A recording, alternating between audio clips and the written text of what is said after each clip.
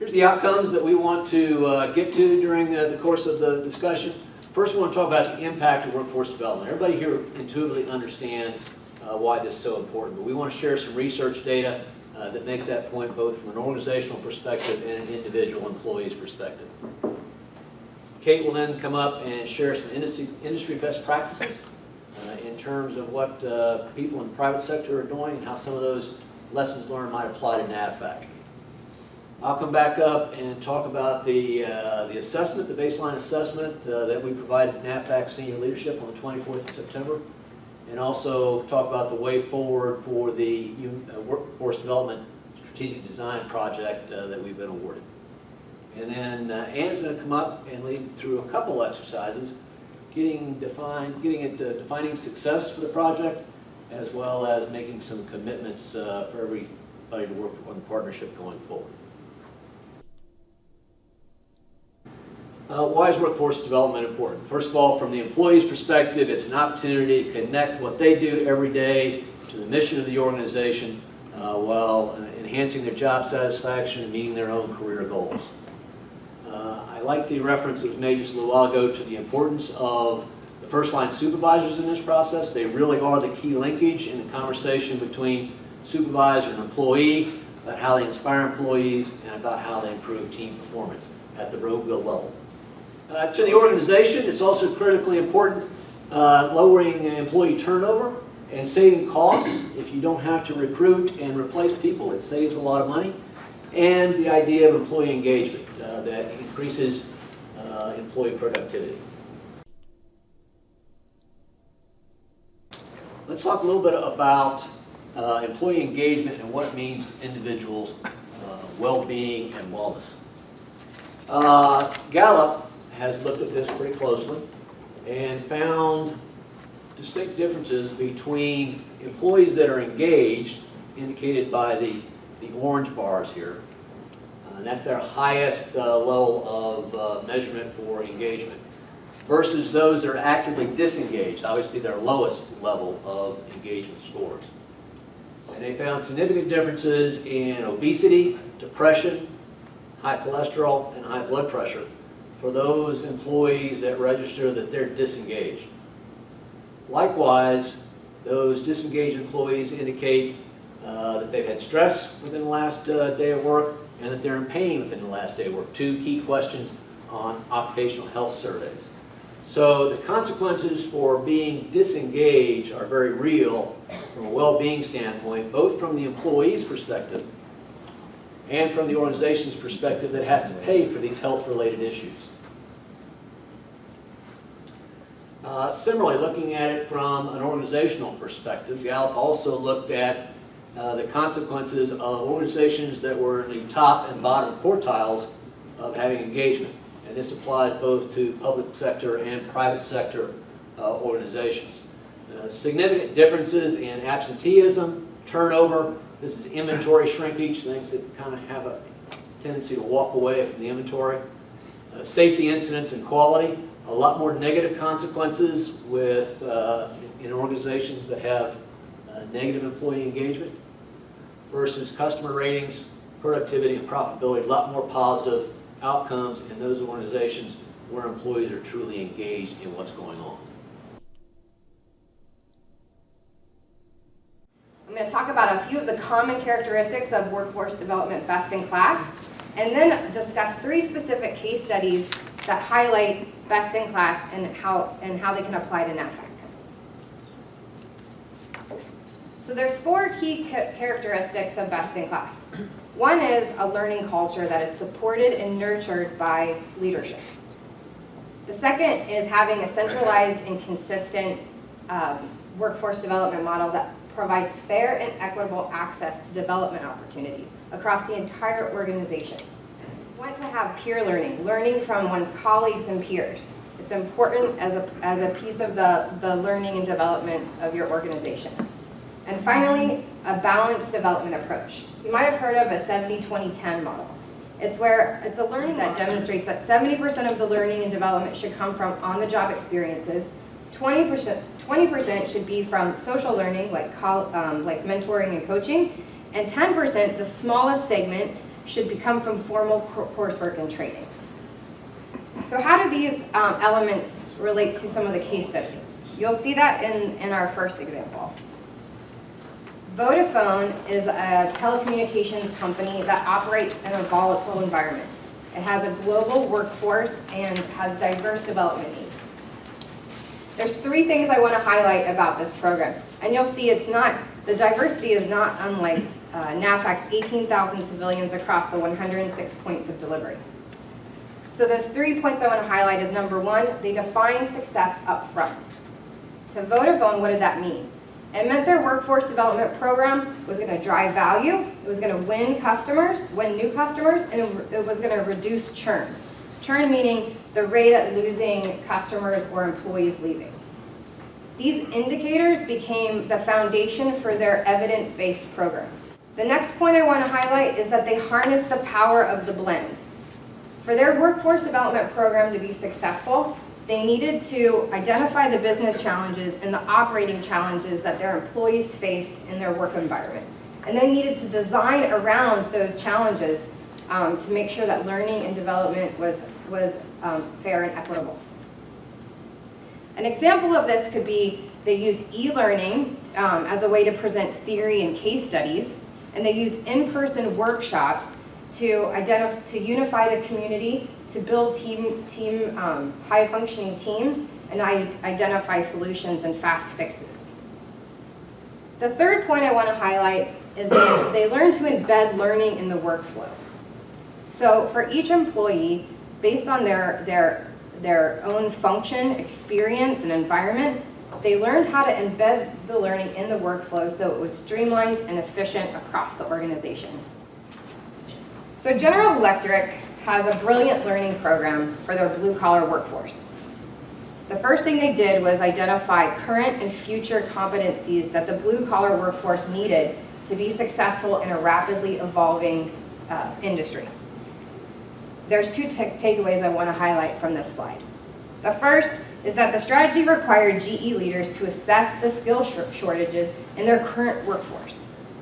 And the second is that they combined the knowledge from the skills assessment and the competencies that they identified to use the latest technologies to deliver centralized learning opportunities as part of a regular development experience for employees. In NAVFAC terms, this would mean the 4,700 plus blue-collar workers across NAVFAC could have mobile access tools in their operating environment. Things like problem-solving techniques, ways to enhance accountability among their team members, and resolving conflict in a useful way.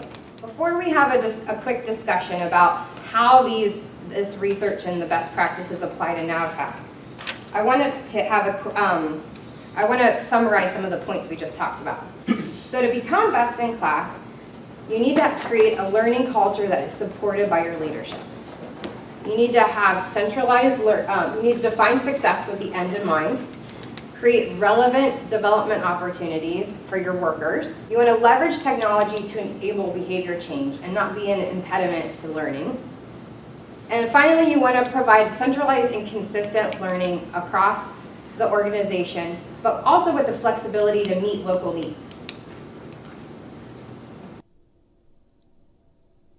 I do want to talk about the baseline assessment that we delivered to NAVFAC senior leadership.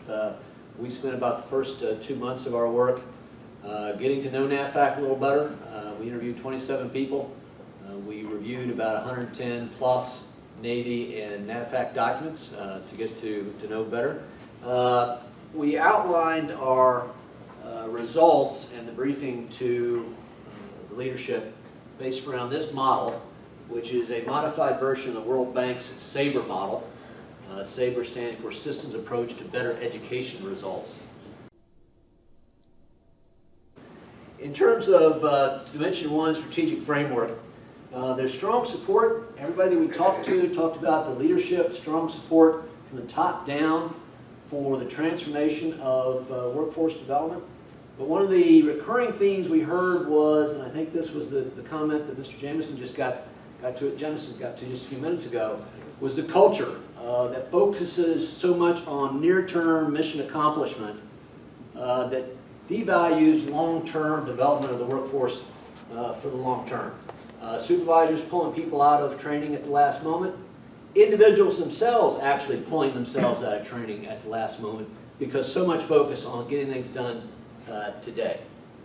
Balance requirements. NAVFAC currently has a great deal of difficulty balancing top-down programmatic requirements from the command with the bottom-up employee needs of the organization. There's got to be a balance there.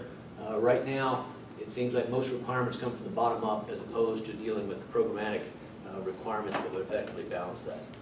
A lack of centralized policies and technology that can help coordinate effective delivery of workforce development. All right, now moving on to Dimension 2, the system oversight. NAVFAC does not have a centralized financial system that can report and track the resources being expended on workforce development, much less be used to centrally allocate SysCom priorities for development. And although standards and competencies exist, it's not clear that they are used to inform decision making, and it's not sure they're really tied back to any kind of human capital system in general. And finally, career roadmaps must go beyond technical and must be improved so that first-line supervisors and employees can have that conversation about what their long-term career goals are, what the pathways are that they need to get on, and how to get there. And then finally, on system delivery, there's a significant variability between regions in the quantity and quality of training that's provided to non-acquisition workforce employees. Further, current development opportunities lean toward fulfilling mandatory requirements and classroom training than any kind of sense of balanced development. Due to a lack of program rationalization, it's difficult to map the relevance of what is being done to either the employees' career goals, their own career goals, or the mission of NAVFAC. So difficult to map that relevance and how one tracks to the other.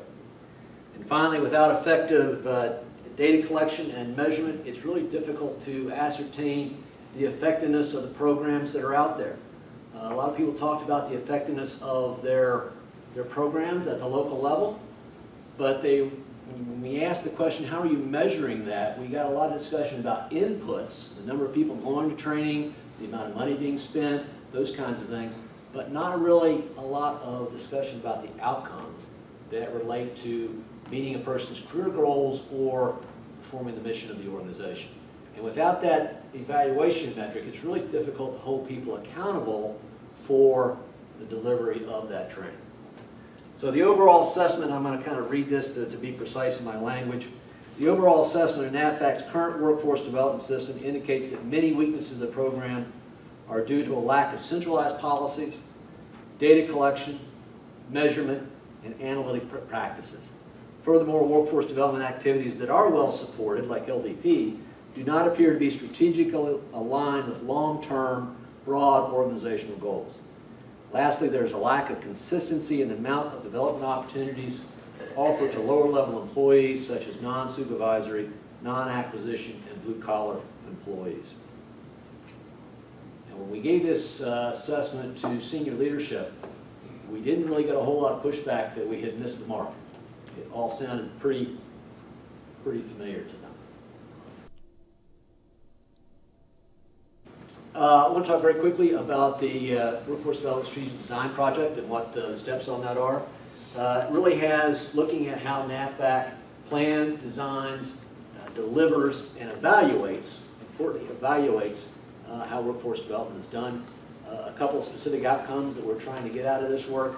One is making sure everybody understands what workforce development is across the organization, and there's not confusion about the lexicon and so forth, and also that it's delivered equitably to everybody. Everybody has somewhat of an equal shot at getting development.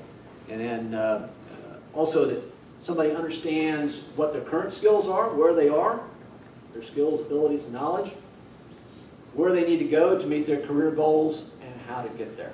So that career mapping is an important outcome of what we're trying to get done.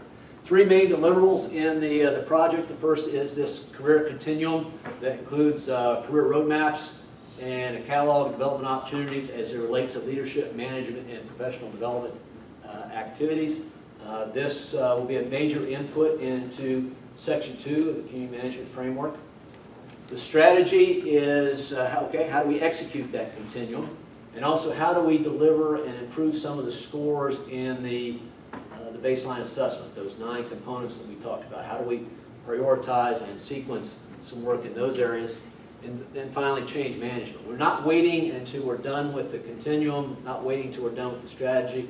We're working with BD17 to identify what are those activities that we can get on right now to kind of jumpstart the process.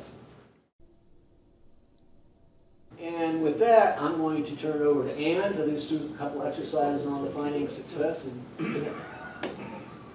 Thank you, Bob. Excuse me. Thank you, everybody. So we've covered a lot so far. We've talked about what is employee engagement. We've talked about the impacts of employee engagement on wellness, financial impacts as well. We've also talked about best in class, Vodafone, GE, what are they doing? You got a chance to talk a little bit about the things that you're doing and starting to share different ideas. And then we've shared a little bit about the work that we're doing.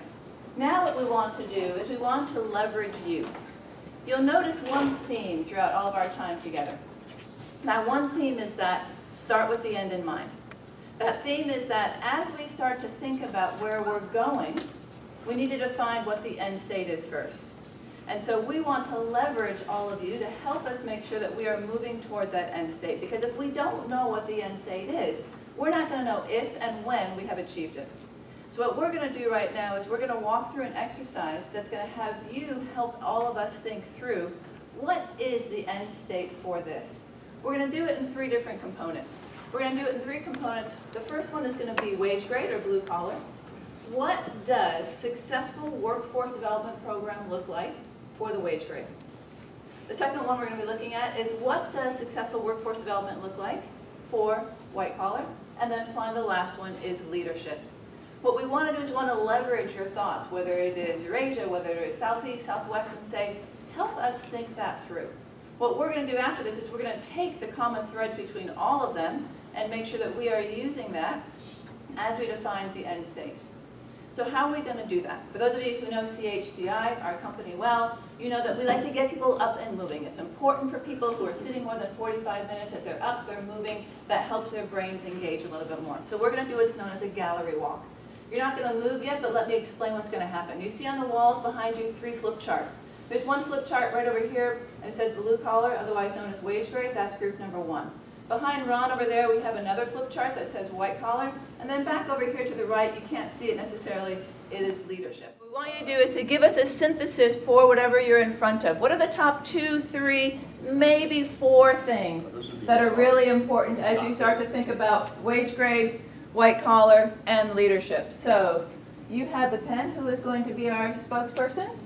Okay, I know we double starred some areas over here for the blue collar success, which is apprenticeship programs, credential, tech growth, current, training, ability, availability, accessibility, and promotional career progression from conversion to WG to GS, bridge programs and outreach programs, customized IDPs with regard to career goals, training within industry and cross-training, also leadership training, customer service, and crew capacity. Wow, lots there, lots there. If there can be 1 or 2 that you think, and you don't have to have a consensus decision, but if there's 1 or 2 that you think these are super important for success of development, of workforce development, what would be the 1 or 2? Anybody in the group can say. We have to have enough capacity and resources so they can leave the crew and still execute the mission and take the time to train. Mm-hmm. And then there's training that's their technical training, and then there's training that allows mobility, whether it's leadership or whether it's becoming a GS or whatever it is. Right. So those are kind of the 3 big rocks. Yes. Great, thank you. All right, over here, whoever's reporting out for white collar, just give us the highlights, please. Just give us 2 or 3 things that you think these are the most important when it comes to defining the end state for a successful workforce development program. Boil it down to 2 items. Understanding the organization and prep for upward mobility. What's so important about the first one? So I don't think enough people, we didn't write this one, but we agreed with it. And there's not enough people. They come into our organization, they're in a single stovepipe and they have no idea or understand the linkage components between the stovepipes in our organization. So they'll go 10 or 15 years and have no idea how the organization functions. And by the time they get to the leader, they need to understand that. Otherwise, it's to their detriment. And then prep for upward mobility. If people are sitting in their cube not thinking about their future and what they're going to do, then it's way too late because there's other people that have. And I think, so we got to kind of pull people through that. So we agree, we didn't write that in again, but we agreed with it. So I think those two are critical if we get it incorporated into the working level GS training as they start. So, Who wrote Know the Why? That was our group put the Know the Why, but that was the type of training where you understand the bigger needs of the Navy, you understand the larger things driving us to do that. Yeah, I mean, I like it because I think that's one of our things. We lose the why in what we're doing a lot. No, good. Great, thanks. And finally over here, who would like to give us just the top 2 or 3 that you think are important? So I think the one that we double star would be succession management. And then some other things that we wrote down that kind of time we have were like business acumen and your experiential and other rotations and data analysis, the culture of how we're getting to knowing the why and how we're moving forward, and understanding your unconscious biases in your leadership roles. That were a couple of the big ones. Great. Before we go and sit down, everybody just take a second and think. We've talked about the top 2 or 3 for these categories. What we're doing is we're defining the end state. What is the end state for a successful workforce development program? These are some of the pieces, certainly not all the pieces. We're leveraging your best thoughts. I'd like you to write down one thing that you are going to do that will help move this forward. What I'd like to do before Bob wraps us up is I'd love to hear just from a few of you, what did you write down? There's power in saying something out loud. There's power in writing something down, and saying it out loud in front of a group just helps each other hold each other a little bit more accountable. We talked about accountability earlier. So what did a few people write down of things that they want to commit to for moving workforce development forward? So I'll start. Thank you. I don't think, I'll just speak for my family, that BD 17, the mission and vision, is got broadly known. You know, and so one of the things we're going to do is go back and aggressively, proactively, kind of talk about the BD 17, what's the intent, just to make sure it's down to the decade. I'm quite sure our ESG knows, but I don't know how far down in the organization folks understand it. And I think they kind of envision that being what we used to do, where we turn in something, we want to get trained, and you pull out an SF 182, and that's the person you need to talk to. So that's one of the things I'm going to do. Thank you. I think I saw 2 hands over here, and then we'll move to Bob. I just said I'll commit to getting my BD 17 supervisor in place. I've been working on it for a little bit, so I think it's time. So NAVFAC Midland has our own emerging leader program, and we're going to do the aspiring leader program. In terms of wrap up, we've covered a lot of ground in the last hour or so. These are some key takeaways that we've identified. You may have different takeaways that were important to you, but improving workforce development is important to employees, supervisors, and the organization itself. We provided some research data that really tries to make that point. Becoming best in class requires promotion of a learning culture, which is going to be a little bit of a challenge for NAVFAC. You're so focused on the mission and day-to-day activities, that's going to require some work. And defining success with the end in mind.